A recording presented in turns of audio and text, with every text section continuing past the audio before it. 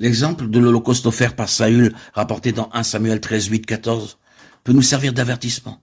Il offrit lui-même l'Holocauste au moins pour 3 raisons. Tout d'abord, il voyait que le peuple se dispersait loin de lui. Ensuite, Samuel n'était pas venu au temps fixé. Et enfin, les Philistins s'étaient rassemblés à Michmash et étaient sur le point de venir l'attaquer à Gilgal. À cause de tout cela, il s'était fait violence pour offrir l'Holocauste. Saül n'avait rien fait de mal car il avait offert un sacrifice au Seigneur. Il pensa dans son cœur, comment pouvoir recevoir l'aide si nécessaire du Seigneur sans prier?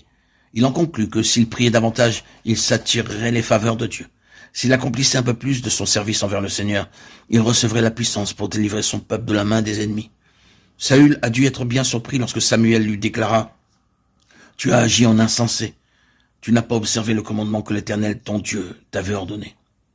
L'Éternel aurait affermi pour toujours ton règne sur Israël, et maintenant ton règne ne durera pas. L'Éternel s'est choisi un homme selon son cœur, et l'Éternel l'a destiné à être le chef de son peuple, parce que tu n'as pas observé ce que l'Éternel t'avait commandé. 1 Samuel 13, 13, 14. Le « je me suis dit » au verset 12 de Saül n'était pas un ordre de Dieu. Par cela même, nous apprenons que Dieu désire que nous le servions selon ses ordres, et non pas d'après nos pensées ou nos suppositions. Toute œuvre qui a pour base nos suppositions ou nos plans sera rejetée par le Seigneur, car il cherche un homme selon son cœur.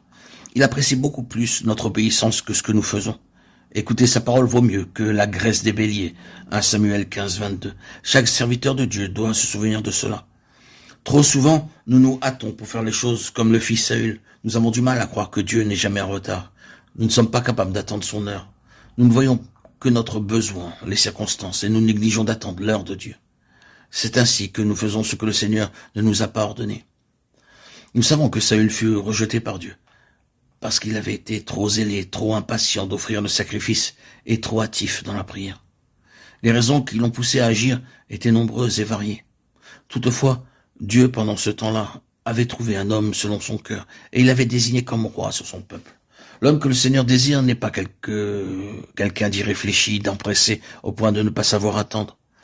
Si nous avions dû choisir, nous aurions sans nul doute opté pour quelqu'un de semblable à Saül.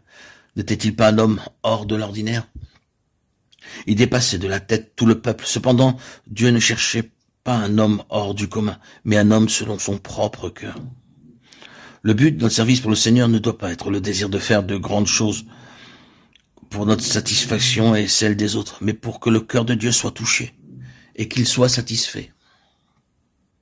Ce sont uniquement des gens comme cela que Dieu pourra utiliser. Il cherche de tels hommes. Tu as agi en insensé, tu n'as pas observé le commandement que l'Éternel, ton Dieu, t'avait ordonné. L'Éternel aurait affermi pour toujours ton règne sur Israël, et maintenant ton règne ne durera point. L'Éternel s'est choisi un homme selon son cœur, et l'Éternel